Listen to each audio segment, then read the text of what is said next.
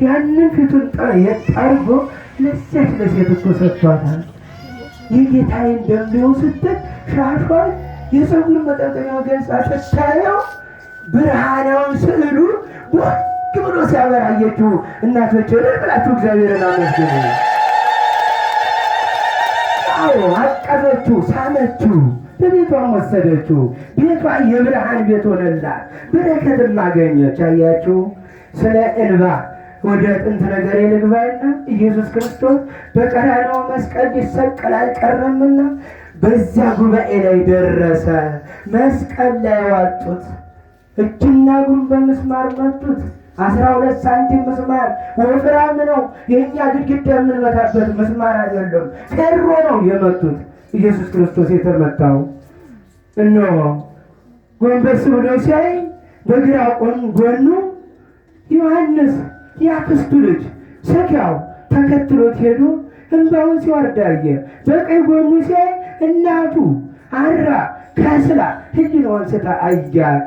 ምን አለ ታዲያ ኢየሱስ ክርስቶስ? እነኛን ጨካኝ ወታደሮችን ነፍስ ከስጋ ተመለየቷ በፊት የኑዛዜ ቃል ልናገር አለ። እነሆ ወገኖቼ ሰው አባቶቻችን ሲታመሙ ወገኖቻችን ለልጄ ለጓደኛዬ ወይ እከሌን ወደዋለሁ ለባለቤቴ ሽማግሌ ጥሩልኝ የነፍስ አባቴ ጥሩልኝ ብሎ ሽማግሌ የመሰከረው የንስሐ አባት የጻፈው ገንዘብ ይባረካል አይባረክም?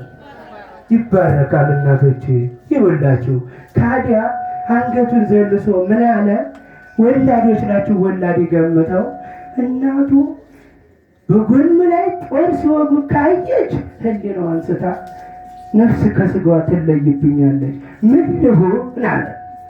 ነዋ ወልድኪ አላት ወደ እሷ። እነሆ የወለድሽው ዮሐንስ ልጅ ይሆንሽ ዘንድ ሰጥቼሻለሁ፣ እናቴ አትዘኝ፣ ከዚህም እወስድሻለሁ አላት። ዞር ብሎ ወደ ዮሐንስ ምን አለ? ነያ እምከ እነኋት እናትህ ከዚህ ከመስቀል ስር ጉባኤ ወስደህ ቤት አኑራት አለ። ዮሐንስ ወላዲተ አምላክ የኔና የእናንተን እናት ርኅራኄ ልቦና አቁራሪተ ምሕረት ሰዓሊተ ምሕረት የሆነች እናታችንን ዮሐንስ ስትወድቅ ስትነሳ አበረታቶ ቤቱ ወሰዳት። ያን ጊዜ ኢየሱስ ክርስቶስ የፈለጋቸውን አደረጉት። ጎኑንም ወጉት፣ አሰቃዩት፣ መከራውን አሳይተው ገደሉት። አያችሁ እናቱ እንዳትሞትበት ምን አደረገ?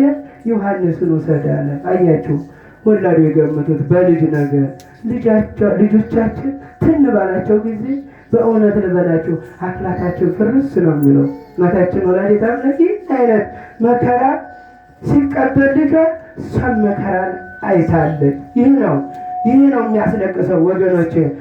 ወንድማችን ያለቀሰው ስለ ትሕትናችሁ እስመ ለትሕትና ረከበት ልዕልና።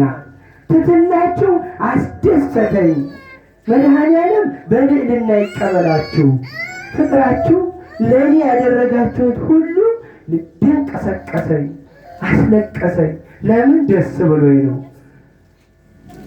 ሌላም ብሶት ቢኖርብኝ የእናንተ ፍቅር ያስረሳኛል። እግዚአብሔር ይባርካችሁ ያላቸው ለዚህ ነው። እግዚአብሔር ይባርካችሁ። እግዚአብሔር ትንሣኤውን እንዳሳያችሁ በእውነት የዘላለም ብርሃን እንዳበራ በፋናው ይጠብቃችሁ፣ ማኅበራችሁን ያሳድግላችሁ፣ ፍቅር እንደ ሸማ ያላብሳችሁ። በርቱ ወገኖቼ በርቱ፣ ለሃይማኖታችሁ ትጉ። ፈተና በዝቶብናል። በዚያን ጊዜ ከባድ ለቅሶ ይሆናል። የማይጠቅም ለቅሶ ነው። በዚያን ጊዜ ከባድ ፍጅት ይሆናል። የማይጠቅም ፍጅት ነው ብሎናል። በዚያን ጊዜ ሃይማኖቴን ይሽሯታል፣ ምስጢሬን ይገልጿታል ብሏል። በርቱ፣ በሃይማኖታችን ክርስቶስ ለንስሐ ሞት ያብቃል። ሥጋውን ደሙን ተቀብለን በሱ ፈጣሪነት በሱ ቸርነት ከመስቀል ወርዶ ከርሰ መቃብር አፍርሶ ብርሃነ ትንሣኤውን አሳይቶ 5500 ዘመን በግዞት ቆይቶ አዳምን መቼ ነበር አዳምን ገነት የጨመረው? እስኪ ንገሩኝ፣ እንደው እናቶች አንዳንድ ንገሩኝ። መቼ ነበር ግን ገነት ያስገባው አዳምን? እስቲ በቃ ባጭሩ ልጠይቃቸው። ከፋሲካ ከስምንቷ ቀን ውስጥ መቼ ነበረ አዳምን ፈልጎ ከግዞት ቤት ከልጅ ልጁ ተወልዶ እሱን መጀመሪያ ጊዜ ገነት የጨመረው? ግድ የላቸውም። እስቲ መልሱልኝ። ተባረኩ፣ እግዚአብሔር ይባርካችሁ። ይሄ ነው የክርስቲያን ደንቡ፣ ህጉ ይሄ ነው።